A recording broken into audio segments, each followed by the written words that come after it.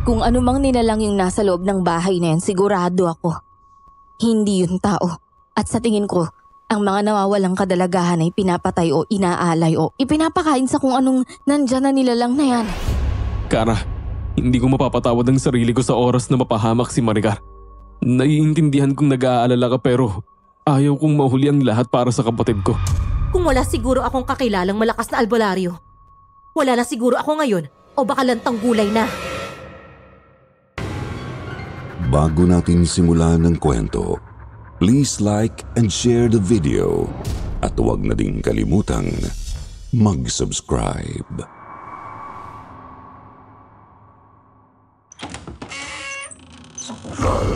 Para sa mga mahilig sa kwentong aswang, subaybayan ang aming bagong channel, Aswang Diaries.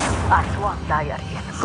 Pasukin ang mga nakakakilabot na mundo ng mga aswang. Aswang Diaries.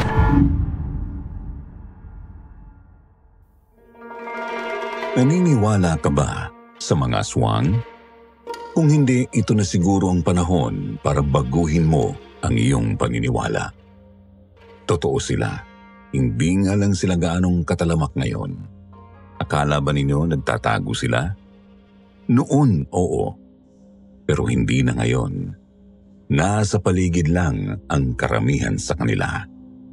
Baka nga hindi mo alam, aswang pala ang katabi mo ngayon. Kumusta si Tio Pangil? Kumusta Sir Jupiter? Ako si Anselmo. Wala na akong ibang sasabihing impormasyon maliban sa aking pangalan.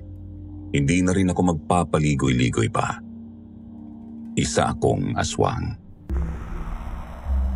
Nang minsang makarinig ako ng kwento mula rito sa inyong channel, nakabasa ako ng komento na gawa-gawa lamang daw ang mga kwentong aswang.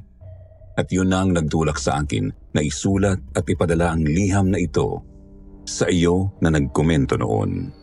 Sana hindi mag-cruise ang landas nating dalawa. Hindi ako kalakasang aswang pero kaya kitang pagdusahin sa paraang hindi mo inaakala at inaasahan. Lumaki ako sa poder ng isang napakagandang babae sa isang bayan sa Negros, si Elena. Pero hindi ko siya kaano-ano. Siya ang kumupkup sa akin nang mamatay ang mga magulang ko noong sanggol pa lamang ako. Yun ang sinabi niya at wala akong pagpipilian kung hindi ang paniwalaan yun. Malupit siya sa akin. Pinagtatrabaho niya ako sa kanyang taniman ng gulay umaraw man o umulan. Halos wala pang isang takal ng kanin ang ipinapakain niya sa akin at asin lamang ang ulam. Pinakakain naman niya ako ng karne, yun nga lang. Nilalawayan niya muna bago ibigay sa akin. Hindi ko naman na magawang magreklamo. Takot ako sa kanya. Nakakatakot siya. Isa pa, hindi kasi hamak na mas mahirap mamuhay ng walang bahay at walang kasiguraduhan sa pagkain. Subalit isang gabi nilusob ng mga taga-baryo ang bahay namin. Sa pilitan siyang kinuha at pinatay sa mismong taniman niya ng mga gulay. Isa raw di umanong aswang ang babaeng yon. Totoo na maraming nawalang bata noon. Usap-usapan na si Elena nga ang aswang. Subalit hindi ako naniwala. Oo, malademonyo ang ugali niya. Pero hindi ko pa siya nakitang nagpalit ng anyo o kumain ng tao. Sa madaling salita, walang matibay na ebidensya. Mag-isa kong inilibing ang bangkay ni Elena at habang tinatabunan ko iyon ng lupa ay napatitig ako sa malaman niyang binti. Hindi ko alam kung bakit pero parang tinatawag ako noon. Nagsimula akong maglaway at huminga ng malalim. Lumapit ako at hinawakan ko na ang kanyang binti. Takam na takam ako doon. Ibinuka ko na ang aking bibig nang may narinig akong tinig sa aking likuran. Ikaw, anak-anakan ni Elena, sumama ka sa akin. Ako na ang bahalang magbigay ng mga pangangailangan mo. Huwag kang umiling. Hindi pa huli ang lahat para sa'yo. Mabuti kang bata. Kailangan mo lamang ng tamang gabay. Ano? Tara.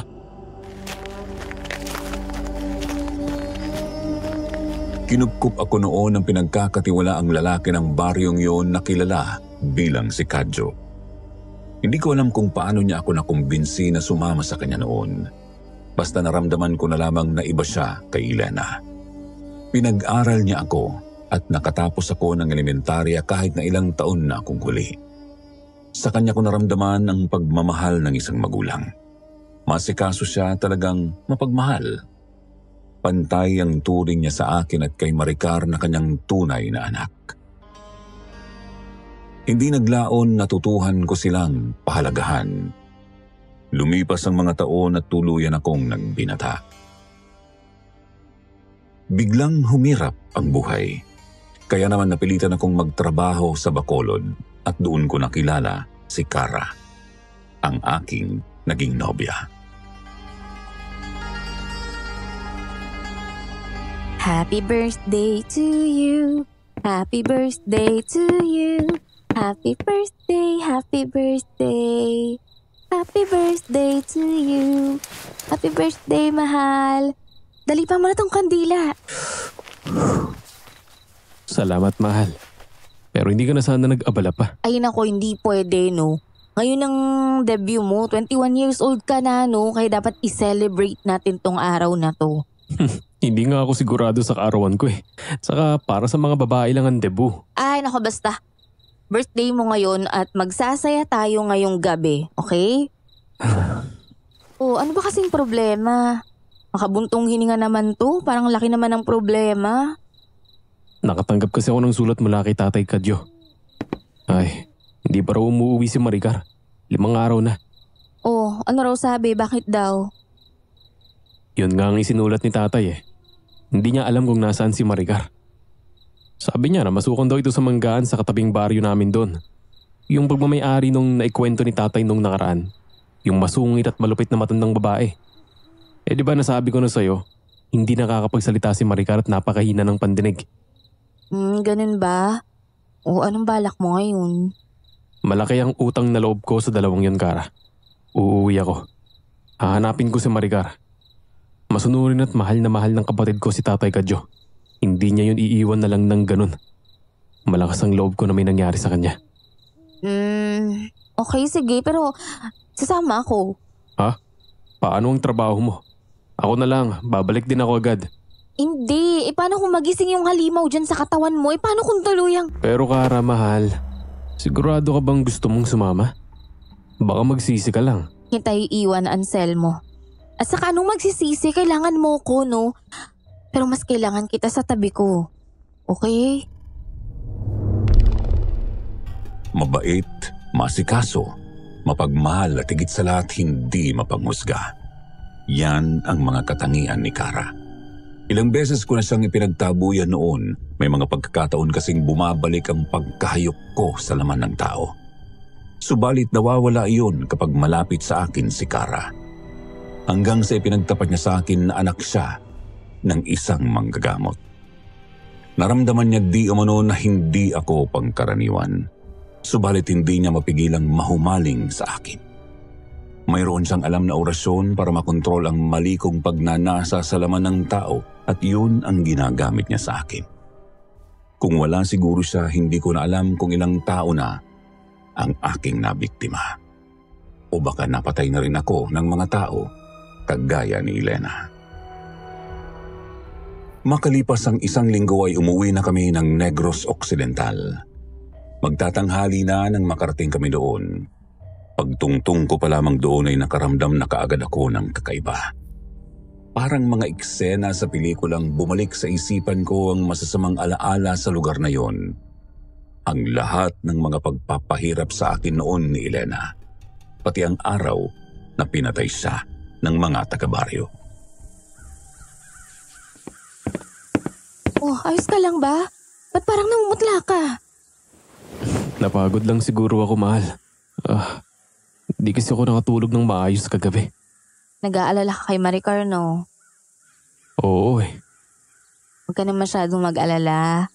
Hindi tayo titigil hanggat hindi natin siya nakikita, okay? Isa pa, sabi mo matalino at matapang yung si Maricar. Magtiwala tayo sa kanya. Kaya sige na, ha? Alam mo, hindi ako sanay na ganyan kay... Ganun ba? Pasensya na. Matapos ang 30 minutong paglalakad mula sa bayan ay narating namin ang baryo kung saan ako lumaki. At nagulat ako nang makitang naroon pa rin ang kubo ni Elena. Abandonado na nga lang ito at mukhang sinira na ng panahon. Hindi ako kumibo nang makita ko yon. Diretso lang kami sa paglakad nang mapansin kong may babaeng nakatayo sa bandang likuran ng kubong yun. Mahaba ang magulo nitong buhok na nakatakip sa mukha at nakasuot ito ng itim na bestida. Subalit nang titigan ko ang gawi kung saan ko ito nakita ay wala naman akong natanaw na kahit sino. Hanggang sa isang batang lalaki ang dumaan at nagsabing, "Huwag kayong titingin dyan, isinumpa ang lugar na yan. Nagpaparamdam dyan yung dating aswang." Uy, ayos ka lang ba talaga? Yung bata kasi. Tingnan mo, butil-butil na yung pawis mo sa noo, tsaka lalo kang namumutla. Nagulat ako eh. Ako nga rin alam mo, bigla siyang sumulpot eh. Pero totoo yung sinabi niya, mahal. May kung anong masamang enerhiyang mabalot sa kubo na yun eh. May ideya ka ba kung kanino yun, tsaka kung bakit abandonado yun? Ang lakas kasi ng nararamdaman ko dun eh. Wala. Hindi ko alam kung bakit may bahay dyan. Anselmo, alam mo, halata ka pag nagsisinungaling ka. Ano, maglilihim ka pa ba sa akin? Sino ba kasi nating nakatira dyan? Pasensya na. Ang bahay na yan, dyan ako lumaki. Yan ang bahay ni Elena. At ang talahiban sa bandang likod, yan ang hardin niya. Doon siya pinatay ng mga taga-baryo. At doon ko rin siya inilibing. E di, kung ganun pala, pwedeng yung kaluluwa niya yung nararamdaman ko sa lugar na yan. O kaya, yung galit na naiwan niya dyan. Pwede ba yun? Oo. Kung yung isang tao namatay na may matindi siyang emosyon gaya ng lungkot, takot, galit, pwede yung maiwan sa lugar na yon kung saan siya namatay. At yun yung nakikita o di kaya yung pwedeng maramdaman sa lugar na yun. Kung ganun. Pero huwag kang mag-alala, kasama mo ko. Hindi ka malalapitan ng Elenang yon. Halika na, tara na.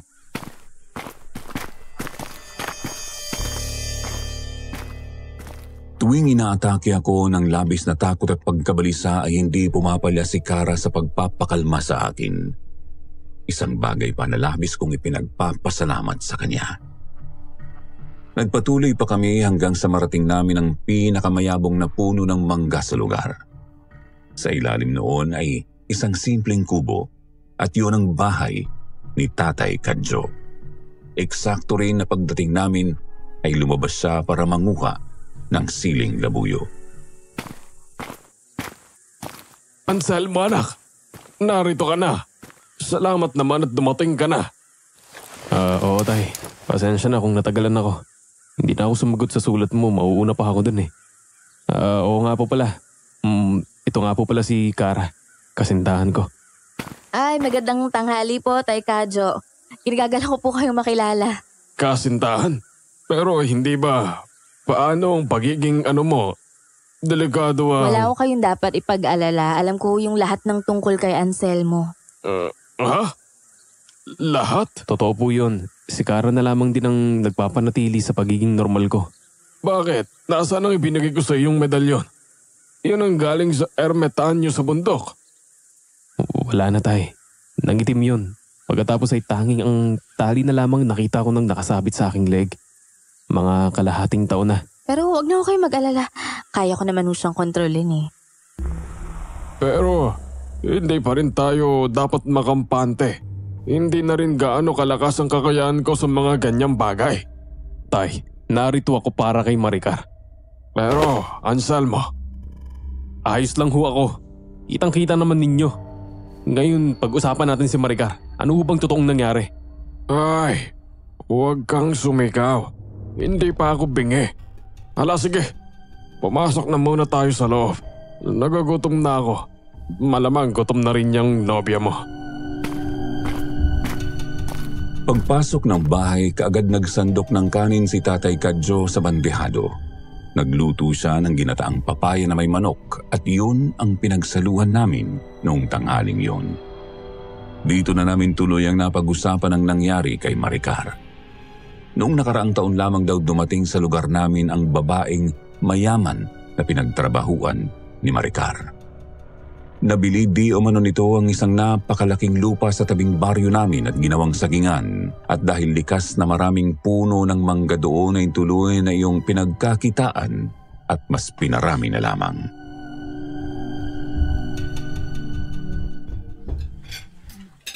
Laking tuwa ni Maricar nang makapasok sa lugar na yon.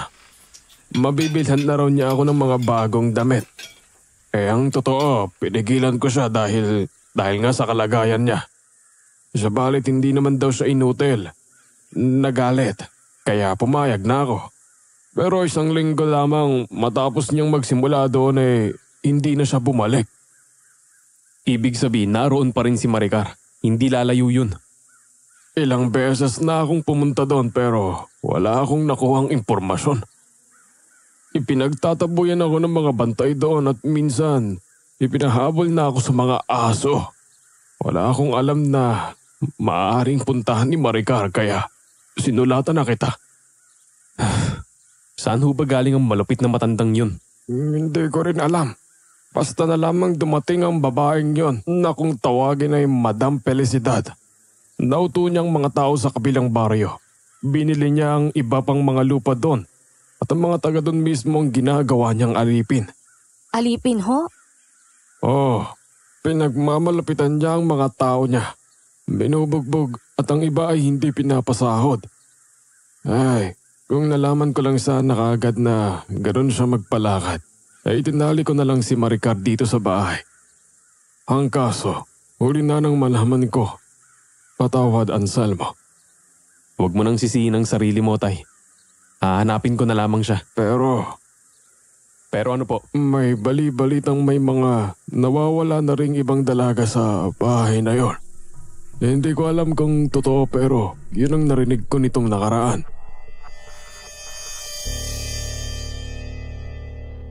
Hindi ko na napansing nagngangalit ang aking mga ngipin ng mga oras na yon. Hindi ako makapaniwala sa aking narinig. Lupa ng mga kabaryo namin ang lugar na yun, subalit sila na mismo ang naging alipin doon. Iba talaga ang nagagawa ng pera. Hindi lamang mga bagay ang nabibili nito, maging mismong mga tao, dignidad at makataong prinsipyo. Isa pa ginalurin ang isipan ko nang sinabi ni tatay tungkol sa nawawalang mga dalaga. Lumalalim na ang aking paghinga nang maramdaman ko ang malambot na palad ni Cara sa aking mga kamay. Anselmo, huminahon ka. Kontrolin mo yung galit mo. Hindi, Cara. Kailangang magbayad ng Felicidad na yun. Wala siyang karapatang mang-apak ng mga tao. Tsaka isa pa, kung totoong nasa kanila pa si Maricar, ewan ko na lang talaga. Saan ho ba ang mismong bahay niya, Tay? Sa may manggaan ba? Oo, doon mismo. Nasa dulo ng manggaan ng bahay ng babaeng yon. Hintayin niyo ako. Pupuntahan ko lang at kakausapin ang isang yon. Anselmo! Marami siyang mga tauhan. Baka mapahamak ka. Wala akong pakialam. Anong gusto niyo? Maupo lang ako rito? Kahit alam kong nasa kanila ang kapatid ko? Pumunta ako rito para mahanap si Maricar. At yun ang gagawin ko ngayon. Anselmo, sandali! Di nila ako nagawang pigilan.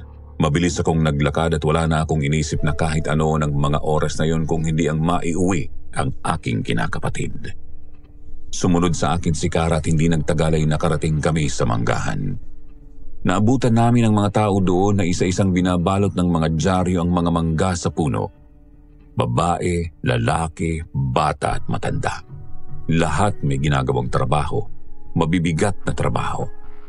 Nang biglang makarinig kami ng malakas na sigaw ng isang lalaki mula sa hindi kalayuan at pagkatapos ay sinundan yon ng malakas na kalabog. Natumba ang isang mataas na hagdan na gawa sa kawayan at nahulog mula doon ang isang babae. Ano ba naman yan? Tignan mo nga at may mga nadamay na mga bunga. Tonta! Inutil! Pasensya na po. Ibawas niyo na lang po sa sahod ko. Hindi ko sinasadya, madam. Wala ka naman ang sasahurin. Pinapalamon kita, hindi ba? Gusto mo pa ng sahod? Ang kapal ng mukha mo! At dahil dyan, para mabayaran mo ang mga bungang nadamay ng katangahan mo, 1 linggo kang walang pagkain! Tama na yan! At sino ka? Bago ang mukha mo rito, tampalasan! Sa halip na tulungan niyo siya at tanungin kung may bali ba siya, ay pinagsasampal mo pa at pinagbantaan. Anong klaseng puso meron ka? Ang tapang mo rin, ano? Negosyante ako, at hindi ampunan.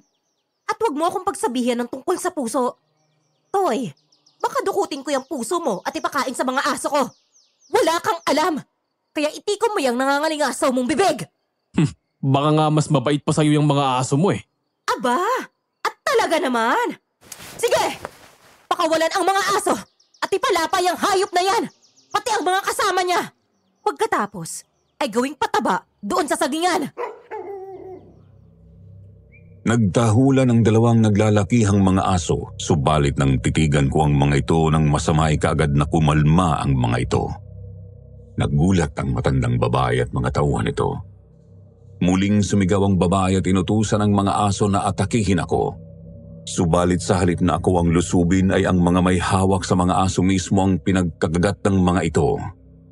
Hindi ko alam kung paano pero parang nabasa ng mga hayop na yon ang nasa isip ko. Inalalaya naman ng iba pang mga tauhan niya ang matandang babae at mabilis na inilayo doon. At habang papalayo sila, hindi tumigil kakamura at kakabanta sa akin ang babaeng yun. Maya-maya pa ay kumalma na rin ang mga aso at sumunod sa kanila. Iniwang sugatan ang 2 lalaki doon. Tinulungan namin ni Kara ang nahulog na babae. Isinandal namin siya sa isang puno. Mabuti na lamang at wala siyang bali sa katawan. Tanging mga pasa at galos lamang ang tinamo niya mula sa pagkakahulog. Salamat, Ginoo. Kung hindi kayo dumating, baka ako na ang nalapan ng mga aso. Sandali ho. Si Maricar ho ang hinahanap niyo, hindi ba? Oo, kilala mo ba siya? Mga 18 anyos na siya. May nunal sa kaliwang banda ng kanyang labi. Maputi siya at may mahabang buhok. Hindi siya nakakapagsalita eh. Mga 2 linggo na kasi siyang hindi umuuwi. Opo. Kilala ko si Maricar. Nakasama ko siya sa loob. Nasa mansyon siya ng madam. Sigurado ka ba? Opo. Pero, hindi naman po kami talaga nag-uusap. Ang narinig ko po, may nakita raw itong hindi dapat. Kaya kinulong ito ng madam sa loob ng bahay. Hayop na yan. Anong ibig mong sabihin kinulong, ha? Anselmo, minahon ka. Mag-isip muna tayo, pwede ba? Salamat ha, salamat sa impormasyon. Mag-iingat ka sa susunod, Anselmo. Halika na, tara na. Matapos yun na iniwan na namin si Alicia. Sinabihan ko siyang wag nang magtrabaho doon, subalit kung hindi umano siya magtatrabaho doon, wala siyang kakainin. Isang bagay na lalo kong ikinainis. Subalit wala akong magawa. Inaya siya ni Kara na sumama na lang sa amin, subalit hindi raw niya maiiwan ang kanyang mga kaibigan at mga nakababatang kapatid na nagtatrabaho din doon. Minabuti muna naming bumalik ni Kara sa bahay. Nakasalubong pa namin si Tatay Kadjo. May dala itong 2 tabak. Sasaklolo di umano siya sa akin, subalit sinabi kong mas maigi na bumalik muna kami sa bahay. Oh, ano? Nakita ba ninyo si Maricar? Hindi yo. Pero bakit pa kayo sumunod, Tay? Aba, debaril daw ang mga yon. Kailangan din natin ng sandata, no? Para naman pong masasalag ng mga yan ng bala. Kara, may nararamdaman ka bang kakaiba sa pelisidad na yon? Wala naman. Sigurado ka? Oo, pangkaraniwan lang naman siyang tao. Sadyang masama lang talaga ang ugali kaya mukhang sinasapian ng demonyo ang babaeng yon. Bukas na bukas rin. Pupuntahan ko ang bahay niya. Kakausapin ko siya ng maayos. Sumapit ang gabi. Ikinuwento ko kay tatay ng buo ang nangyari sa manggahan at hindi siya makapaniwala. Iminungkahi rin niya na bumalik kami doon bukas. Kaagad namang nakatulog si Kara sa pagod. At bago siya magpahinga ay binili niya sa akin na huwag akong basta-basta lalayo sa kanya. Huwag ko na raw balaking lumabas at baka umatake pa ang pinaka-iniiwasan namin. Subalit hindi ako makatulog. Iniisip ko kung ano na ang nangyari sa aking kinakapatid. Hindi ako mapakali. Tumayo ako para kumuha ng tubig na maiinom, subalit matapos kong uminom ay nakita ko na lamang ang aking sarili na nasa manggahan na. Anong nangyari? Bakit ako nandito? Paanong... Panahon na para magising ang matagal nang natutulog. Panahon na para magamit ang kadilimang pilit ikinukubli. Hindi mo ito matatakasan, Anselmo. Yun ang mga katagang narinig ko matapos kong ilang ulit na maitunong sa sarili kung paano ako napunta doon. Nagtayuan ang lahat ng balahibo ko ng mga oras na yun. Lumingon-lingon ako sa paligid subalit walang ni isang tao ang naroon. Hindi ko alam kung saan galing ang boses na yon, subalit parang kaboses iyon ni Elena. Hindi ako sigurado dahil sino ba naman ang makakaalala sa boses ng taong matagal nang patay. Minabuti ko na lamang bumalik. Inisip ko na lamang na dala lang iyon ng pagod. Nang makarinig ako ng malakas na sigaw ng isang babae mula sa gitna ng manggahan. Sigaw iyon ng saklolo. Hindi ko napigilan ang aking sarili. Tumakbo ako at maging ako ay nagulat ng mapansing parang ang bilis kong tumakbo. Hindi naman yun kasing bilis ng kidlat pero hindi hamak na mas mabilis kumpara sa normal na takbo ng tao. Hindi nagtagal ay nakita ko ang kumpul ng mga kalalakihan. Mga 5 sila. Nagtatawanan ng mga ito at 2 sa mga ito ay may hawak na mga pala. Pawisan at may nakahubad na. Sa likuran nila ay isang hukay at sa harapan nila ay isang dalagang nahulog sa manggahan noong hapon. Maawa po kayo. Wala naman po akong kasalanan. Huwag po! Pakawalan niyo na po ako! Nagtawanan ng mga kalalakihan. Tinanong siya ng isa sa mga ito kung nasaan ang mga kapatid niya at kaibigan subalit hindi niya iyon sinagot. Nagsalita ang isa sa mga ito at nagbantang kung hindi siya magsasalita ay talagang malilintikan siya. Subalit nanindigan na ang dalaga at sinabing wala siyang nalalaman. Hinawakan ng 2 lalaki ang mga kamay at binti nito. Sinubukan niyang kumawala subalit baliwala ang lakas niya sa puwersa ng mga lalaking yun. Hahampasin na siya ng pala nang lumabas ako mula sa aking pinagtataguan. Hoy, tigilan nyo yan. Wala ba kayong mga nanay, asawa o anak na babae? Mga walang awa. Ginoo! Ginoo, wag! Huwag ka nang makialam dito. Baka mapahama ka pa. Sabihin mo, Alicia, ito rin ba ang ginawa nila kay Maricar? Patay na ba ang kapatid ko, ha? Hindi ko po alam. Patawad, Ginoo. Hindi ko na po siya nakita. Sinigawan ako ng isa sa mga lalaki. Tinanong ako kung sino ako. Subalit bago pa ako makapagpakilala ay nilusob na nila ako ng sabay-sabay. Sunod-sunod na hampas ng pala at suntok ang tinamuko. Subalit nakapagtatakang hindi man lang ako nasaktan. Itinulak ko ang isa sa mga lalaki ng isang malakas na hampas ng palang tumama sa aking batok. Subalit sa halip na magdilim ang aking paningin ay nabali ang palang yun. Doon nagsimulang manghilakbot ang 2 sa mga lalaki at nagsimulang sumigaw ng halimaw. Tumigil ang iba sa pag-atake at napatingin sa akin ng may panghihilakbot at hindi nagtagal ay tumakbo sila palayo. Nadapa ang isa sa mga lalaki. Nasugat ang tuhod din doon nang tumama sa isang bato at biglang kumabog ng malakas ang dibdib ko at nasamyo ko ang dugo mula sa kanyang tuhod. Hindi ko may paliwanag pero napakabango noon at talagang natakam ako. Naramdaman ko ang pag-init ng aking katawan. Napuno ng laway ang aking bibig at pilit iyong kumawala. Nagsisigaw ang lalaking yun na dahan-dahang tumayo nang biglang isang kamay ang humawak sa aking braso. Hinila ako noon at pagkatapos ay may yumakap sa akin sa likod. Anselmo, minahon ka. Hindi! Papatayin ko ang isang yon. Hayaan niyo akong sipsipin ang dugo niya.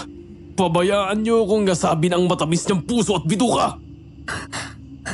Anselmo, Mahal, maghunustili ka. Hindi ito yung gusto mo. Hindi ito yung gusto mo, hindi ba? Bitawan mo ako! Uubusin ko ang isang to. Wala akong ititira sa kanya. Mahal, hindi mo nakikilala yung boses ko. Ako to, si Kara. Nangako ka na hindi ka kailan matitikim ng kahit kuko ng tao. At sell mo para sa akin. Para sa magiging pamilya natin.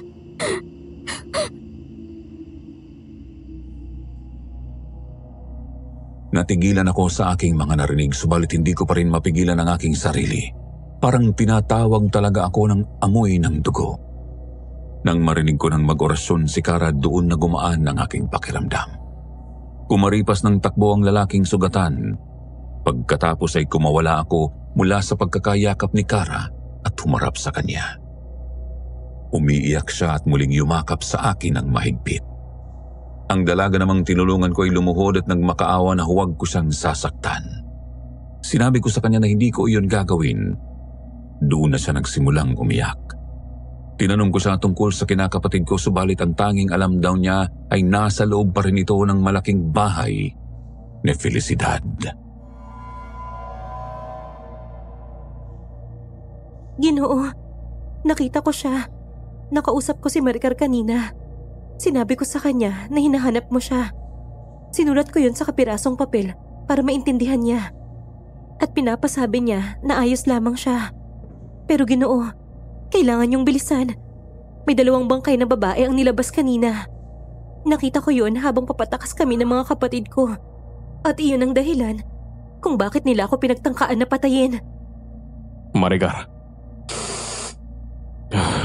Kung ganon, nasa panganib ang kapatid ko. Pero Anselmo, hindi naman pwedeng basta na lang tayong sumugod dun. Baka mamaya makasuhan tayo ng trespassing yan eh. Alam ko. Alicia, salamat. Isasama ko sana si Alicia sa bahay, ngunit marin siyang tumanggi. Hinihintay na di umano siya ng kanyang mga kapatid sa dulo ng sagingan. Ayaw na raw niya sa lugar na yun. Gustuhin man raw niyang sumama sa amin na hindi niya maaring paghintayin ng mga kaibigan at kapatid. Wala na kaming nagawa ni Kara para pigilan siya. Kaya naman inihatid na lamang namin siya sa lugar kung saan niya sinabing naroon ang mga naghihintay sa kanya. Marami siyang kapatid at ang pinakabata ay 5 taong gulang lamang. Nagpasalamat sa amin si Alicia at humingi na rin ng paumanhin dahil hindi na siya makakatulong sa amin. Isang bagay na sinagot ko na lamang ng isang ngiti. Kara, mahal. Nagbago bang itsura ko kanina? Pakiramdam ko, lumaki ako at parang inaapoy ako ng lagnat. Hindi ko napansin. Pero iba na yung aura mo kanina eh. Itim na itim. Parang hindi na pang tao. Para bang yung itim na enerhiya na naramdaman ko sa sinabi mong dating bahay ninyo, ganun yun. Malamang si Elena talaga ang dahilan kung bakit nagkaganito ako. Posible yun. Pero hindi pa rin natin maalis yung posibilidad na nakuha mo yan sa mga magulang mo.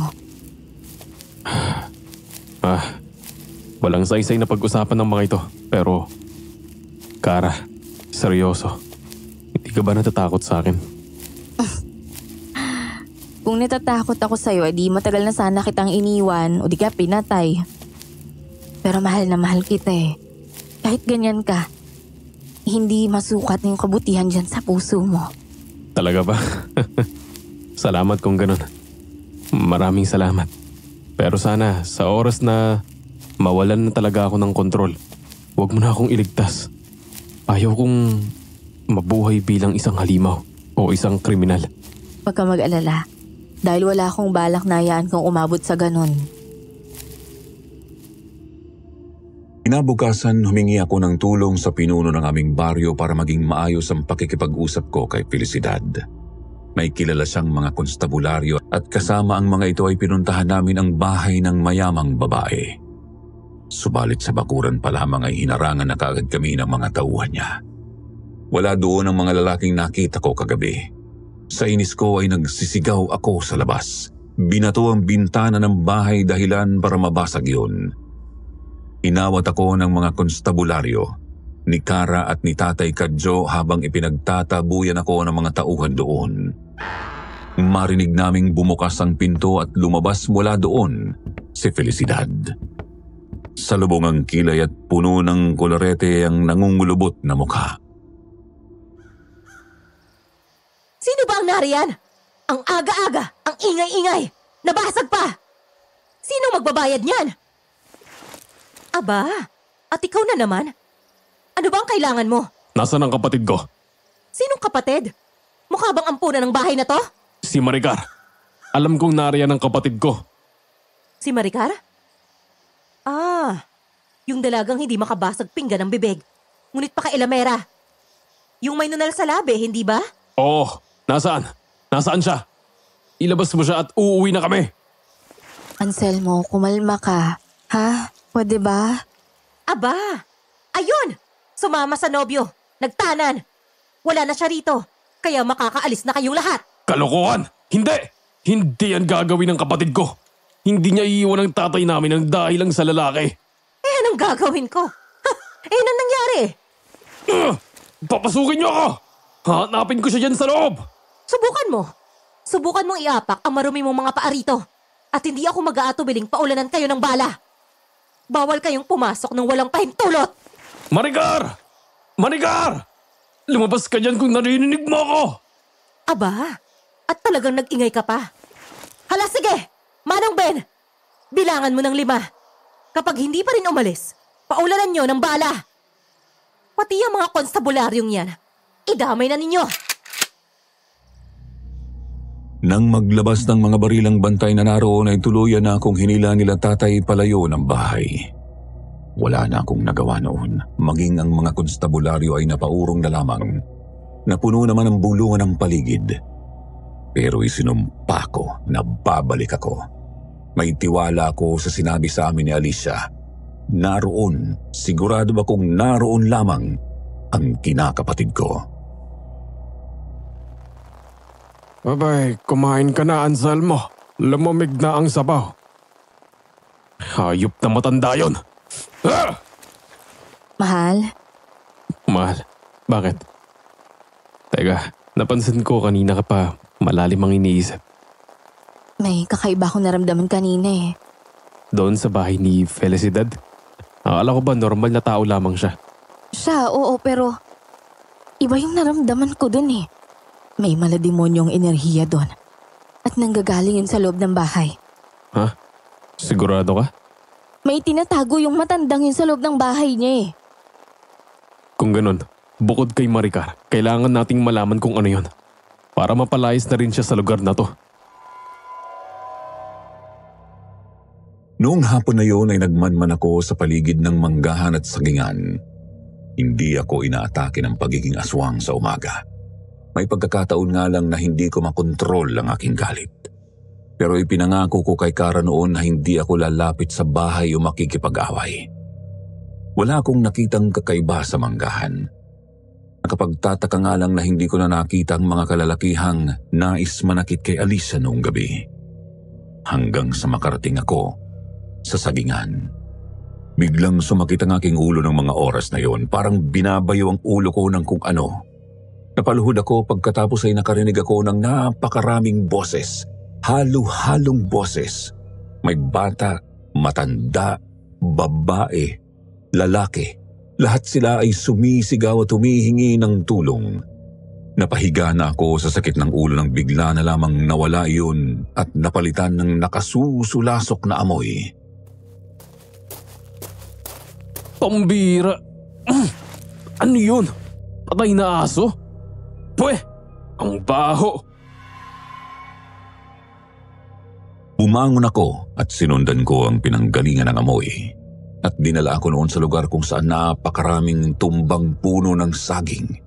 Doon din nakatambak ang mga nabubulok na bunga nito at ilang mga basura. Sigurado akong hindi amoy ng nabubulok na saging ang naaamoy ko. May dumaang mag-ama na may dalang mga kaing na walang laman. Tinanong nila ako kung ano ang problema. Sinabi ko ang tungkol sa naaamoy ko. Subalit napangiwi sila pareho. Wala naman daw ganoong amoy doon. Ipinilit ko pa na mayroon dahil amoy na amoy ko yun, subalit nagkakamot ng ulo at umiiling na lamang nila akong iniwan. Doon ko napagtanto na maaaring biglang lumakas ang pang-amoy ko at naisip kong maaaring may mga nakalibing sa gawing iyon ng sagingan. Subalit ng mga oras na iyon ay wala akong ideya kung ano. Nagpatuloy ako sa paglibot-libot hanggang sa nakarating ako sa lugar malapit sa bahay ni Felicidad. Ayon sa mga narinig ko, wala itong pamilya. Tanging mga katulong at mga alalay na lalaki lamang ang palagi nitong kasama.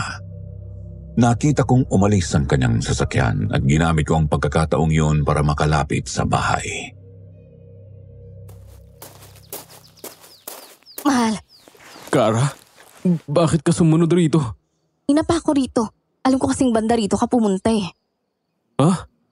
Paano kung napahama ka? Pambihira ka naman. Dapat hinintay mo na lang akong bumalik. Gusto ko masiguro yung naramdaman ko kaninang umaga. Napakalakas kasi talaga ng kapangyarihang naramdaman ko eh.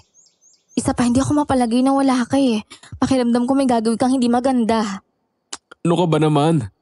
Pero may nakumpirma ka ba? Oo. At kung ano mang nilalang yung nasa loob ng bahay na yan, sigurado ako. Hindi yun tao. At sa tingin ko, ang mga nawawalang kadalagahan ay pinapatay o inaalay o ipinapakain sa kung anong nandyan na nilalang na yan. Kung ganun, kailangan na nating magmadali. Pero armado sila, mapahamak tayo kung magpapadalos-dalos tayo. Kara, hindi ko mapapatawad ang sarili ko sa oras na mapahamak si Maricar. Naiintindihan kong nag-aalala ka pero ayaw kong mahuli ang lahat para sa kapatid ko. Anong gagawin natin? Kung talagang hihingi ng pagkakataon, gagamitin ko na ang kadaliman na nasa loob ko. Kung kailangan kumain ako ng tao para mailigtas ang kapatid ko, gagawin ko. Nasisiraan ka na ba? Sa oras na kumain ka ng tao, magiging ganap ka ng aswang at baka hindi na kita mapigilan. Pero kung yun na lang ang paraan, handa akong gawin yun. Si Maricar, bukod kay Tatay Kadyo, ang unang tao na nagparamdam sa aking may halaga ako sa mundong ito. Kahit na noon pa man, ay kampo na ako na ng kadiliman.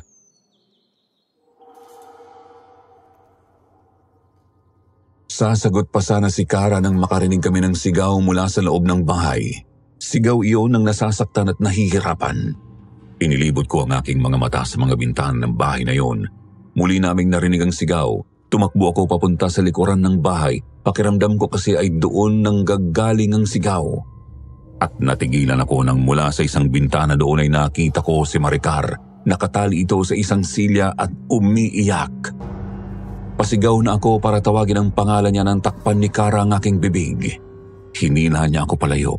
Sinipa niya ang likod ng aking binti at buong lakas akong hiniga sa lupa. Umibabaw siya sa akin at buong puwersang tinakpan ang bibig ko. Anselmo, kumalma ka. Hindi ko haalisin yung kamay ko sa bibig mo hanggat hindi ka kumakalma. At subukan mo kung patalsikin, papatulan talaga kita.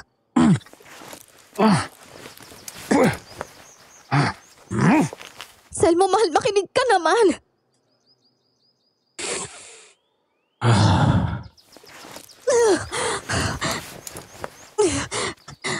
Kalmado ka na ba? Oo. Ha? Bakit mo yung ginawa? Naroon na si Maricar. Magkakataon na natin yun. Hindi mo ba nararamdaman yung nararamdaman ko? Alin? Nandun yung malademonyong puwersa na sinasabi ko, Anselmo. Mas malakas yun sa inaasahan natin. Wala akong pakialam. Sandali. Kung lulusob ka ron, hindi ka man niya mapatay ng bala. Siguradong malalapa ka ng kung anong nandun. Aswang din ba yun? Hindi. Mas masahol pa yun sa aswang. Anong gusto mong gawin ko? Tumayo na lang dito. Walang mangyayari kung hindi ako kikilos. Gagawa ko ng orasyon. Bago mamatay yung nanay ko nun, may iniwan siya sa akin na maliit na librito. At mahigpit niyang ibinilin sa akin na buksan ko lang yun sa oras na makaharap ako ng isang kalabang hindi masukat ang kasamaan at lakas. Palagay ko ito ng pagkakataong yon. Kaya umuwi muna tayo at pagkagat ng dilim, lulusob tayo doon ng hindi nila napapansin. Pero paano kung hindi na natin abutan si Maricar? Kara! Aabot tayo. Dahil kung gusto talaga nilang patayin si Maricar, dapat noon palang ginawa na nila yun eh. Alam ko na yung nangyayari. Yung Felicidad na yun, nakipagkasundo siya sa demonyo. At yung mga dalaga yung inaalay nila sa nilalang na yun, kabilugan ng buwan mamaya. Pag umabot tayo bago tuluyang maging bilog ang buwan, maliligtas natin yung kapatid mo. Pero, Anselmo, maniwala ka. Pag lumusob tayo ngayon, pati tayo paglalamayan ng walang katawan. Tinitigan ako ni Kara sa mata. Seryoso siya at sigurado sa kanyang mga sinasabi. At dahil may tiwala ako sa kanya, sinunod ko ang plano niya. Umuwi kami sa bahay at sinabi kay Tatay Kadjo ang nangyari. Naluha siya kaagad nang marinig na buhay si Maricar. Nais di umano niyang sumama ngunit binigyan namin siya ng ibang gagawin. Siya ang inatasan naming magsabi sa pinuno ng baryo ng mga plano namin. Nagpumilit siya subalit nang si Kara na ang kumausap sa kanya ay hindi na siya nangatwiran pa. Matapos makuha ang sinasabing librito ay kaagad na nagsabi si Kara sa amin ni Tatay na lumabas muna. May kailangan daw siyang gawin at hindi makakabuti kung mananatili kami sa loob. Hindi naman na kami kumontra pa. Kumuha ako ng upuan at doon kami ni Tatay naghintay sa labas ng bahay. Nag-aagaw na ang liwanag at dilim noon. May 1 oras na rin si Kara na mag-isa sa loob ng bahay. Nagsisimula na akong mag-alala nang biglang may kumalabog sa loob. Hindi ko mawari kung ano yon pero parang tunog iyon ng kulog. Pagkatapos, ilang sandali pa ay sunundan iyon ng napakalakas na sigaw ni Kara. Kara! Sandali lang anak. Huwag kang makialam. Hayaan mo si Kara. Pero tay, narinig mo naman ang sigaw niya. May nangyayari sa kanya sa loob. Talagang may mga kapangyarihan na hindi ganun kadaling makuha. Sa mundo ng mga albularyo at manggagamot, may mga kakayahan na sadyang pinaghihirapan. Pinili ni Kara na gawin ito. Kaya hintahin natin siyang matapos. Magtiwala ka sa kanya. Pero tay! Nagtalo kami ni Tatay. Papalusob na ako ng bahay nang bigla akong natigilan. Nagtayuan ang lahat ng balahibo sa aking katawan. Nanginig ang aking mga tuhod at sa unang pagkakataon sa buong buhay ko, nakadama ako ng takot. May kung anong puwersa ang nagmumula sa loob ng bahay. Napakalakas noon at hindi ko maipaliwanag kung ano. Napaluhod na lamang ako at hindi ko na alam ang nangyari matapos noon. Anselmo, mahal. Gising na. Kara? Kara? Anong nangyari? Teka, gabi na? Paanong Nawalan ka ng malay kanina anak. Pasensya ka na, Anselmo. Hindi ko akalain na ganun yung orasyon na yun eh. Pero ayos na. Sa tingin ko magagawa na nating labanan yung elementong naroon sa bahay ni Felicidad. Napag-usapan na namin ito ni Kara kanina. Pero malamang na isang demonyo nga ang alaga sa loob ng bahay na yon.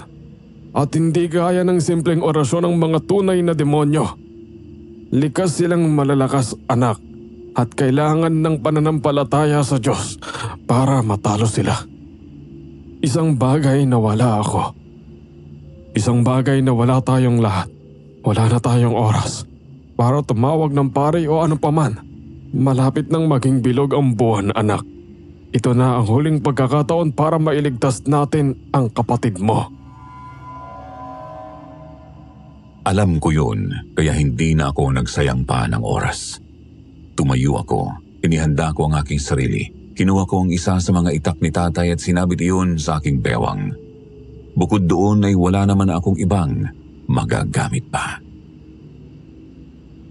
Kara, bago tayo umalis, nais ko munang magpasalamat sa'yo. Hindi mo naman na problema ito pero… Ang problema mo ay problema ko, Anselmo. Hindi kita iiwan. Mahal na mahal kita, Kara. Mahal na mahal din kita, Anselmo. Kung ganun, hindi mo hahayaang tuluyan akong maging aswang. Hindi. Pero hindi natin masasabi ang mangyayari mamaya. Kukunin lang natin si Maricar. Kapag nagawa na natin yun, tatakas na tayo at lalayo. Wala nang iba pa. Pero paano kung… Hindi yun mangyayari. Subalit sa oras na mangyari yun. Hindi nga. Kung sasabihin mo ulit na tapusin kita sa oras na magbago ka ng tuluyan, hindi ko kaya yun. At hindi ko yun gagawin. Kaya huwag mo akong pilitin. Hindi na ako nakasagot pa matapos marinig ang mga sinabi ni Kara. Itinanim ko sa aking isipan ang malungkot niyang mukha at ipinangako ko sa aking sarili na pipilitin kong kontrolin ang nagtatagong aswang sa aking katawan para sa kanya. Matapos yun ay umalis na kami ni Kara. Wala kaming dalang kahit anong ilaw. Tinahak namin ang manggahan hanggang sa makarating kami sa kakahuyan kung saan tanaw ang bahay. Nakapagtatakang walang ni isang bantay sa bakuran. Bukas rin ang ilaw sa lahat ng silid ng bahay na mga oras na yon. Tumingala ako sa langit, halos mabubuo na ang buwan at hudyat yun para kumilos na kami. Dahan-dahan kaming naglakad papalapit ng bahay nang bigla akong napatigil. Bigla na lamang sumakit ang aking ulo at muli akong nakarinig ng napakaraming mga tinig. Nagsisigawan ang mga ito. Hindi ko sila maintindihan. May sinasabi sila subalit hindi ko maintindihan ang kanilang lengguwahe hanggang sa isang tinig ang malinaw kong narinig. Maligayang pagbabalik, Anselmo. Hayaan mo na ang kapalarang naghihintay sa iyo.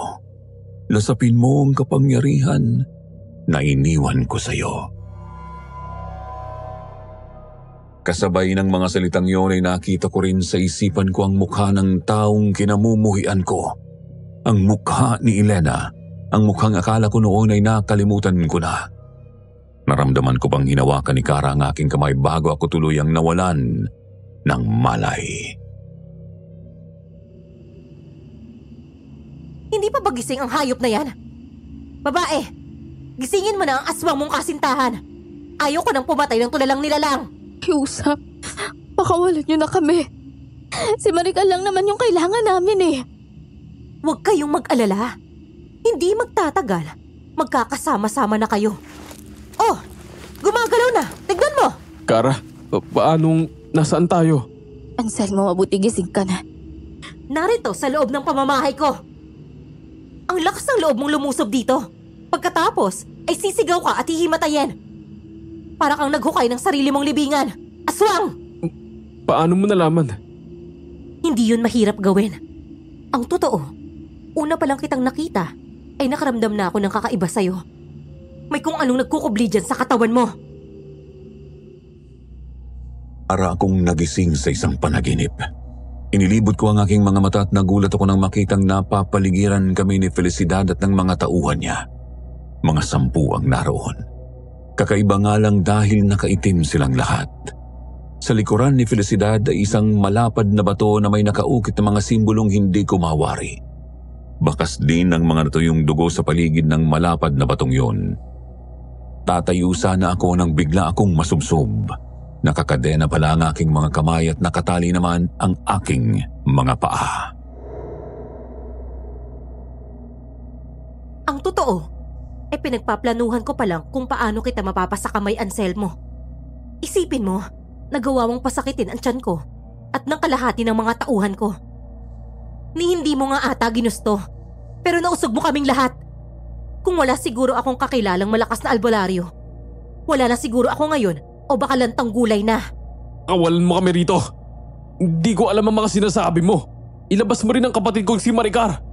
Ah, si Maricar na naman. Paulit-ulit din niyang sinasabi nitong nobya mo.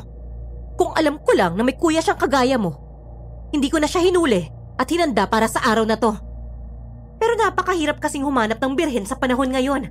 Napakaraming mga mukhang hindi makabasag pinggan. Subalit wasak na pala. Ang mga ganoon, walang awa silang pinaslang ng Panginoon ko. Ano? Panginoon? Yung demonyo? Demonyo? Sino ka para tawagin siyang ganon? Siya lang naman ang nagbigay ng pera at buhay sa akin. Kung hindi ko siya nakilala, marahil ay namamalimos na lang ako sa daan ngayon. Ganon din ang mga lalaking ito na nasa paligid niyo. Siya ang aming Diyos at ang aming pinagsisilbihan. At ngayong gabi, siguradong matutuwa siya dahil maraming dugo ang maialay namin sa kanya. Hala, sige! Mga kawal! Hubaran na ang mga yan at ihanda sa pag-aalay. Dadalhin ko na rin dito ang pangunahing regalo. Hayop ka. Nasaan ang kapatid ko? Mabilis siyang lumabas ng silid habang humahalakhak. Kaagad naman kaming nilapitan ng mga kalalakihang nakaitim. Hinawakan ako ng isa sa buhok at buong lakas na hinila patayo. Pagkatapos ay hinaltak ng isa pang lalaki ang kwelyo ko at hinila iyon pababa. Wasak ang aking damit. Maya-maya ay umalingaw-ngaw ang malakas na tili ni Kara at dito na nagsimulang magkandaletse-letse ang lahat. Nang marinig ko ang sigaw ni Kara ay parang nablangko ang isipan ko. Sumigaw ako ng malakas at nakita kong napaluhod ang mga lalaki habang namimilipit at nakahawak sa kanilang mga tenga. Maging si Kara ay ganoon din. Buong lakas kong hinigit ang kadenang nakatali sa aking mga kamay at parang sinulid lamang iyon na naputol. Kaagad akong lumapit kay Kara. Pinutol ko ang kadenang nakatali sa kanya at kinalagan ko rin ang kanyang mga paa. Kara, mahal. Ayos ka lang. Oo, ayos lang ako. Pero ikaw, paano mo nagawa yun? Hindi ko rin alam. Ang mabuti pa hanapin na natin si Maricar. Para baka nawalan ka na naman ng malay ng kagaya kanina. Hindi na yan. Kailangan na nating makaalis dito. Pero pag naulit yun, baka yun na yung huli natin. Huwag kang mag-alala. Kapag naulit yun, iwan mo na lamang ako. Tumakbo ka na at bumalik ka ng bahay. Kita ko ang pagtutol sa mga mata ni Kara. Sasagot pa sana siya nang maramdaman kong may kung ano sa aking likuran. Pagharap ko ay mabilis akong inundayan ng saksak ng isa sa mga lalaking naroon. Halos gabuhok na lamang ang layo ng patalim sa aking mukha nang mapaurong ako. Hinawakan ko ang pulsuhan ng lalaki, naagaw ko ang patalim at inihampas ko sa sentido nito ang hawakan noon. Tumba ang lalaki at kaagad na nawalan ng malay. May muling lumusob sa akin, nagawa ko muling ilagan yun. Itinayo ko si Kara at dinala sa gilid nang makarinig ako ng pagkasa ng mga baril. Tig-isang baril ang dala ng dalawa sa mga kalalakihan at alam kong may paglalagyan kami sa oras na iputok nila iyon sa amin. Subalit alam ko rin na hindi nila iyon gagawin dahil hindi iniutos sa kanila na patayin kami. Isa pa, tumba na ang lahat ng kasamahan nila. Anselmo, ayos ka lang? Ang init ng katawan mo nakakapaso. Ayos lang ako. Ang totoo, pakiramdam ko, parang lumalakas ako. Hindi ko may paliwanag pero parang ang gaan ng pakiramdam ko. Narinig ko rin ang tibok ng puso niyong lahat. Ang inyong paghinga at maging pagdaloy ng inyong dugo. Anselmo. Natatakot ka na ba sa akin, Kara? Ha? Ang sabi ng mga boses sa isipan ko, hayaan ko lang daw na lumabas ang kasamaan sa katawan ko. Hindi ko naman daw matatakasan ito. Anselmo, wag. Sumigaw ang dalawang lalaki na may baril at inutusan kaming lumuhod at itaas ang aming mga kamay. Hindi ako kumilos. Tinitigan ko silang dalawa. Inisip kong gusto ko silang mamilipit sa sakit at nagulat na lamang ako nang tumigil sila, napahawak sa kanilang mga tiyan at namilipit sa sakit. Kinuha ko ang isa sa baril, itinutok ko iyon sa isa sa mga namimilipit na lalaki at tinanong ko ito kung nasaan ang kapatid ko, subalit tinawanan lamang ako nito at sinabing wala na ring silbi ang aking mga ginagawa. Nagpanting ang mga tenga ko noon. Handa na akong kalabitin ang gatilyo nang bigla akong hilahin ni Kara. Inagaw niya sa akin ang baril at idinapon papalayo. Subalit bigla akong nakasamyo ng napakabangong amoy. Nagawa ko palang masugatan ang isa sa mga lalaking lumusob sa akin kanina. Tumutulo ang dugo mula sa kanyang ulo at hindi ko mapigilan ang aking sarili na lumapit doon. Hinila ako ni Kara, subalit itinulak ko lamang siya papalayo. Narinig ko siyang nag-orasyon, napatigil ako sandali pero hindi pa rin ako napigilan noon. Narinig ko siyang sumisigaw at umiiyak. Gusto kong tumigil pero nanalo ang pagnanasa ko sa dugo ng mga oras na yun. Dahan-dahan kong hinawakan ang sugat. Inamoy ko ang dugo sa aking kamay na mula doon at pagkatapos ay saka ko iyon dinilaan. Ang sarap! Napakasarap! Pakiramdam ko lalo akong lumalakas. Ito ang kailangan ko. Kailangan ko ng dugo. Anselmo! Mahal! Nasa akto na ako, nangangasabin ko na ang ulo ng lalaki nang hilain niyon papalayo sa akin ni Kara. Napatingin ako sa kanya. Umiiyak siya at nagmamakaawa na tumigil na ako, Subalit tinawanan ko lamang siya noon. Alam kong si Kara yun at alam kong siya ang kasintahan ko, pero mas mahalaga sa akin ng mga oras na yon ang makainom ng dugo ng tao. Para yung isang droga na hindi ko na mapigilan.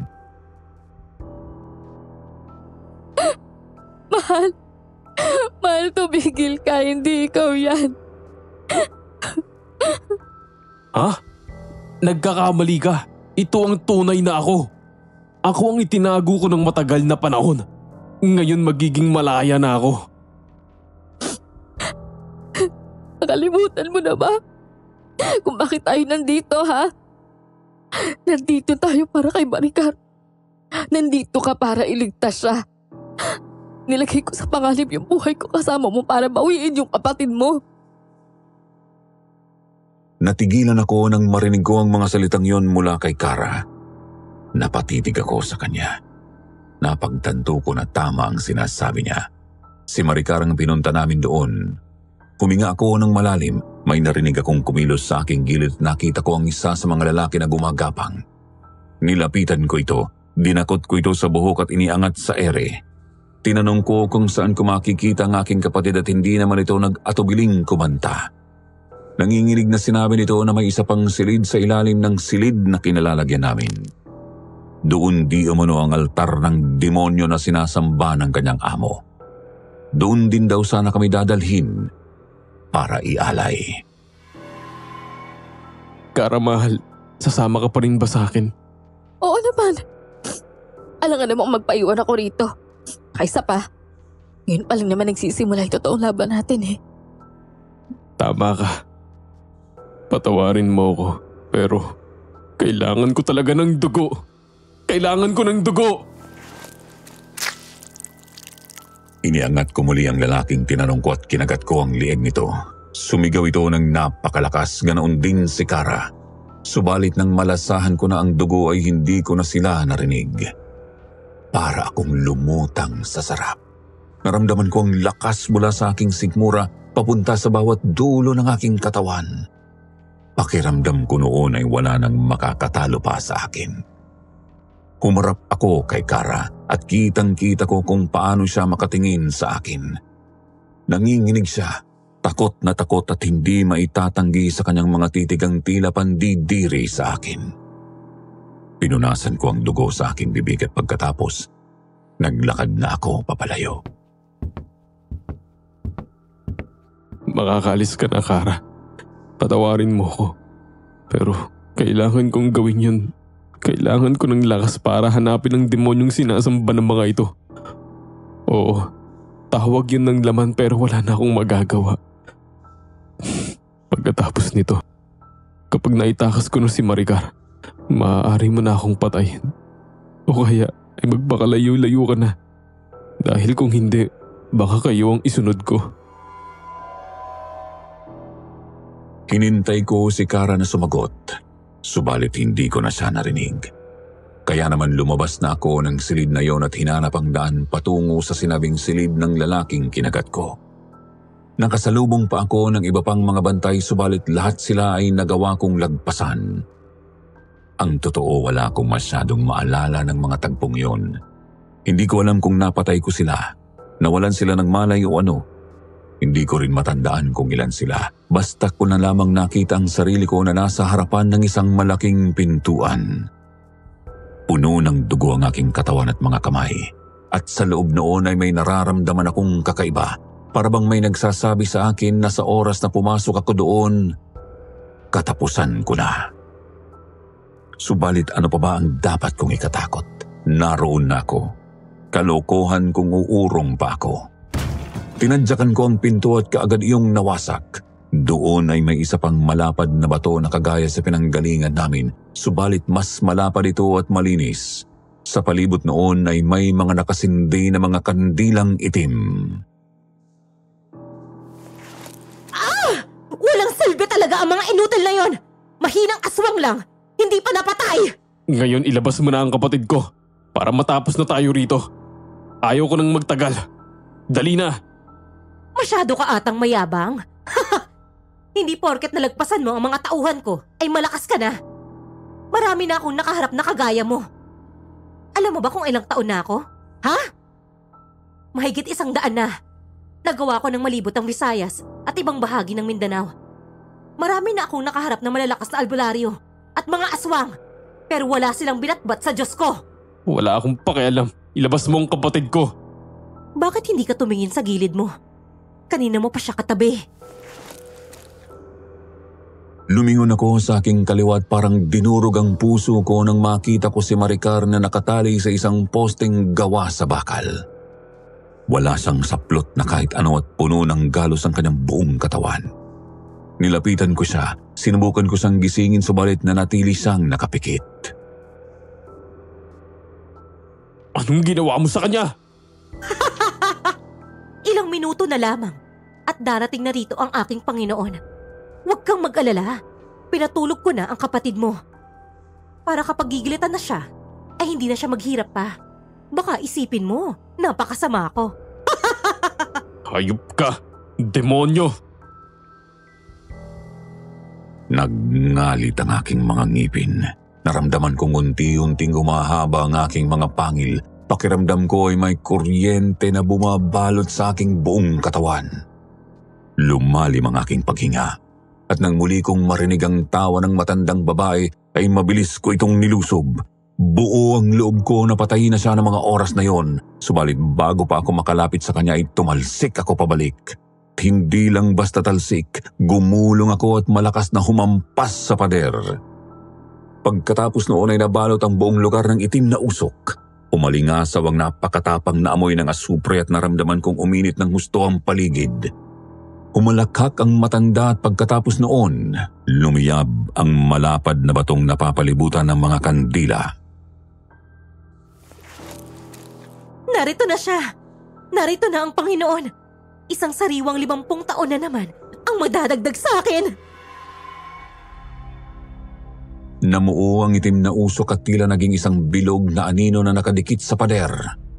Unti-unting nahulma doon ang figura ng isang matangkad na lalaki. May tumubong pakpak sa anino na yon, parang pakpak ng isang ibon ng mga yon at pagkatapos ay tumubo sa ulo nito ang 4 na sungay. Hindi nagtagal ay tila lumabas ang anino na iyon mula sa pader at ramdam na ramdam ko ang napakalakas na kapangyarihan noon na hindi ko magawang makatayo kahit gustuhin ko. Nasaan na ang tapang mo, ha? Kunin mo na ang kapatid mo kung gusto mo. Pero dadaan ka muna sa mga kamay ng aking Panginoon. Sumigaw na parang leon ang aninong yon. Dahan-dahan itong lumapit sa akin. Gusto kong tumakbo at umiwas pero parang napako na ang katawan ko sa kinasasadlakan. Habang papalapit ang nilalang na yon ay nahirapan akong huminga. Unti-unting lumalim ang aking paghinga at dumidilim na ang aking paningin. Subalit nararamdaman ko rin ang aking mga kuko at pangil na humahaba. Napatingin ako sa aking mga kamay at napasigaw ako nang makitang nangingitim na ang aking balat. Tumayo sa harapan ko ang aninong yun. Mula sa paa nito ay tiningnan ko ito paitaas at nanginig ako sa takot nang makita ang pulang-pulang mga mata nito. Matatalo mo siya kung hahayaan mo pang lumabas ang pagiging aswang mo. Ipakain mo, pati ang katinuan mo at siguradong matatalo mo ang nasa harapan mo at maililigtas mo ang kapatid mo. Narinig kong muli ang boses ni Elena. Unti-unti ko nang hinayaan na magbago ang aking anyo. Nawawalan na ako ng ulirat at nagsisimula na akong maglaway. Gusto ko ng dugo. Yun ang nasa isipan ko noon. Nang biglang makarinig ako ng isang pamilyar na boses na nag-oorasyon. Bumalik ako sa ulirat. Tumingin ako sa gawin ng pintuan at nakita ko si Kara. Hawak niya ang libritong itim na mula sa kanyang ina at paulit-ulit niyang binabasa doon ang mga salitang hindi ko maintindihan. Hindi yun Latin, hindi yun Espanyol. Hindi ko alam pero nang marinig yon ng demonyo sa aking harapan ay nagsisigaw ito ng malakas. Humawak ito sa ulo at nagsimulang magwala na tila nasasaktan. Panginoon, anong nangyayari sa inyo? Hayop na babae ito! Kumuha ng isang kahoy si Facilidad. Aktong aatake ito kay Kara. Pinilit kong tumayo. Sumigaw ako ng malakas. Tumakbo ako.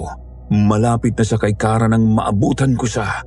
Nagawa ko siyang maitulak. Umampas siya sa pader. Tumama ang ulo niya doon at nawalan ng malay. Mabilis akong tumayo. Hinila ko siya at dinala sa malapad na bato. Kasabay ng pagbagsak niya doon ay namatay ang apoy. Anselmo, kailangang madala mo yung aninong ito sa bato. Kailangan natin itong may balik sa impyernong pinanggalingan nito. Pero paano? Basta! Gawin mo na! Naubos na yung lakas ko. Mga 3 ulit na lang yung orasyon na to. Makaya ko. Muling nag-orasyon si Kara. Lalong lumakas ang sigaw ng demonyo at ang amoy ng asupre sa paligid. Pero hindi na ako nagpatinag. Sinubukan kong hawakan ang anino at nagulat ako nang magawa ko yun. Hinawakan ko ito sa braso gamit ang 2 kong kamay at pilit na hinila papunta sa malapad na bato. Subalit hindi ko ito magawang mahila ni maigalaw man lang mula sa kinatatayuan nito. Nang makita kong parang matutumba na si Kara ay binitiwan ko ang halimaw. Kailangan kong mag-isip at ang tanging pumasok na lamang sa isipan ko noon ay makaalis kami doon ng buhay. Mabilis akong tumakbo papalapit sa kapatid ko. Pinutol ko ang kadena ng tatali sa kanya sa poste. Binuhat ko siya at pinasan sa kanang balikat ko. Mabilis akong tumakbo kay Kara. Kinuha ko rin siya at buong lakas akong tumakbo palabas ng silid na iyon. Hindi pa rin tumigil si Kara sa pag-oorasyon. Nakita ko pang muling lumiyabang bato subalit hindi ko na iyon pinansin. Umalingaw-ngaw sa buong bahay ang sigaw ng halimaw hanggang sa makarating na kami sa unang palapag. Nakita kami ng 2 sa mga katulong doon. Haharangan pa nila kami nang umangil ako ng malakas.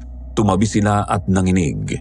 Ngunit bago ako tuluyang lumabas ay sinabihan ko na silang tumakas. Glabas ko ay kaagad akong tumakbo sa may manggahan at doon ay inilapag ko si Maricar. Hinubad naman ni Kara ang kanyang pangitaas at ipinangtakip iyon sa aking kapatid. Muling umalingaw-ngaw ang sigaw ng demonyo hanggang sa marinig namin ang boses ni tatay at ng ibang mga kalalakihan. Tumingin siya sa gawin namin at tumango. Papasok na sila sa bahay nang tumayo ako para pigilan sila. Subalit bago pa sila makapasok ay nagliyab ang gilid ng bahay.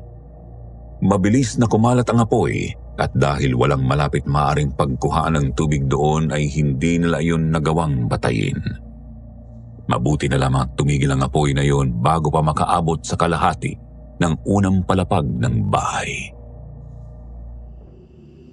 Anselmo, mahal, Kara, ayos ka lang ba? Hinang-hina ka na. pagod lang ako. Pag natulog ako, magiging ayos na ako. Mabuti naman, patawarin mo ako. Hindi ako nakinig sa'yo. Naiintindihan naman kita eh. Ikaw yung tipo ng taong palaging may magandang dahilan sa kabila ng mga maling nagagawa mo. Natangkap kita. Hindi ko alam kung papuri ba yun o ano, pero salamat kung hindi ka dumating. Pero tuluyan ka nang naging aswang. Hindi na natin makukontra yan sa susunod. Nasa iyo na lang kung ipagpapatuloy mo yung pagkain ng tao. At wag na wag mong hilingin sa akin na patayin ka. Dahil hindi ko yun magagawa. Kung ganun, umalis ka na lamang at iwan ako. Hindi ka nararapat sa isang katulad kong kampo ng kasamaan. Sigurado ako, marinig kong muli ang boses ni Elena at natatakot ako na dumating ang araw na ikaw ang sunod kong gawing biktima. Hindi. Hindi kita iiwan. Kung gusto mawaan mo na lang ako para 2 na tayo. Ha? Nababaliw ka na ba? Hindi baling ako na lang ang maghirap? Ayaw mo nun? Magkasama tayo maghanap ng makakain. Ay romantic nun, di ba? Ewan ko sa'yo. Anselmo, anak! Tay. Kara, bumalik na ba ang itsura ko sa dati? Oo, ayos na bumalik na sa dati. Diyos ko, Maricar! Anak, anong ginawa nila sa'yo? Huwag mo kayong mag-alala, Tay Kadyo. Magalos lang yung tinamo niya. Ang mabuti pa ho, iuwi na ninyo siya para magamot. Mabuti pa nga.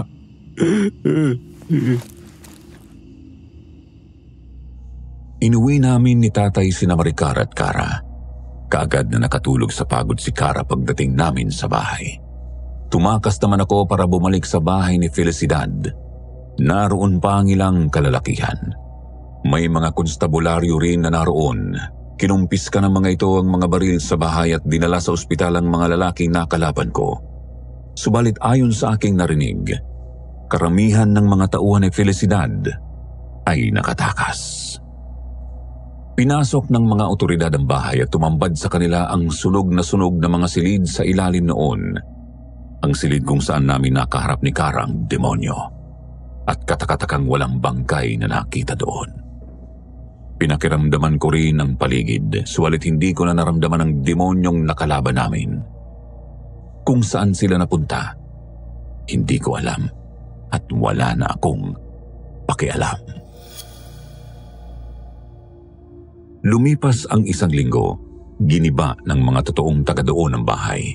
Nagtayo muli sila ng mga bahay doon at bumalik sa normal nilang mga buhay. Sinabi ng isa sa kanila na kailanman ay hinding-hindi na sila masisilaw pang muli sa marangyang buhay o salapi. Sa pamamagitan naman ng isang liham ay palihim kong pinagbigay alam sa mga konstabularyo ang isang lugar sa may sagingan kung saan ako nakaamoy ng nakasusulasok na amoy. At may ilang mga bangkay ng babae nga silang nakita doon. 2 mula sa aming baryo at ang iba hindi na nakilala. Ano na ang balak mo, Anselmo? Babalik ka pa ba ng Bacolod para magtrabaho? Hindi na ho siguro. Dito na ho uli ako, kung ayos lang sa inyo. Abay, bakit hindi? Matutuwa kami ng gusto ni Maricar kapag hindi ka na umalis. Ikaw, Kara, anong balak mo? Pagkatapos ng lahat ng ito, babalik ka na ba? Kailangan ni Maricar na nga alalay sa kanya hanggang sa makalimutan niya yung sinapit niya dun sa malupit na matanda. Kaya dito muna ako. Si Maricar nga ba ang dahilan? Oo naman ho. Talaga lang ha? Pero paano pala ang pagiging aswang mo? Ilang gabi ka nang pinahirapan nun. Kung hindi kita itinatali, baka marami ka na ring napatay. May naisip na po kami. Hindi kami sigurado kung gagana pero susubukan namin.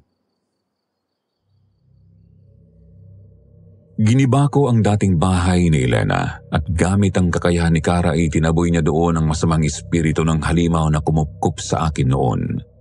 Gusto pa raw sana akong makausap nito subalit hindi na pumayag ng aking nobya. Gumaan ang pakiramdam ko matapos yun. Hindi ko na narinig ang boses ni Elena. Subalit hindi nawala ang pananabik ko sa laman at dugo tuwing gabi. Nagsimula na rin akong matakot sa bawang at asin. Ilang albularyo, manggagamot at simbahan na ang nilapitan ni Tatay Kadjo at Maricar. Subalit wala ni isa ang nakapagpagaling sa akin. Ang sabi pa ng isa sa mga manggagamot na nakausap namin, kung pipilitin daw ay baka ikamatay ko pa ang pag-alis ng sumpa na iyon sa akin. Hanggang sa manok na lamang ang pinagdiskitahan ko. Nasanay na lamang ako doon at hanggang ngayon ay nabubuhay na lamang ako sa pagkain ng sariwang dugo at laman ng mga hayop. Lagpas 20 taon nang patay si Kara at palipat-lipat na lamang ako ng lugar. Sa katagalan ko ng ganito natuto na akong makihalubilo sa mga tao. At kung makakasalubong mo ako ngayon, hindi mo aakalain na malapit na akong mag-100 sa susunod na taon. Sa mga makakarinig ng kwentong ito at magsasabing hindi kami totoo, mag-isip-isip kayo. Huwag sana ninyong hintayin makatagpo pa kayo ng mga katulad namin.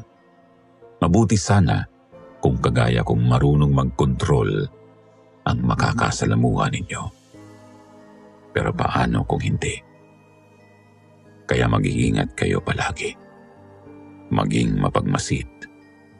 Maging marespeto at matutong gumalang sa iba. Dahil baka hindi ninyo alam, halimaw na pala ang kaharap ninyo. Hanggang dito na lamang, Sitio Pangil. Marami pa akong maibabahagi tungkol sa aking pagiging aswang. Kung gusto pa ninyong marinig ang iba, sabihan na lamang ninyo ako.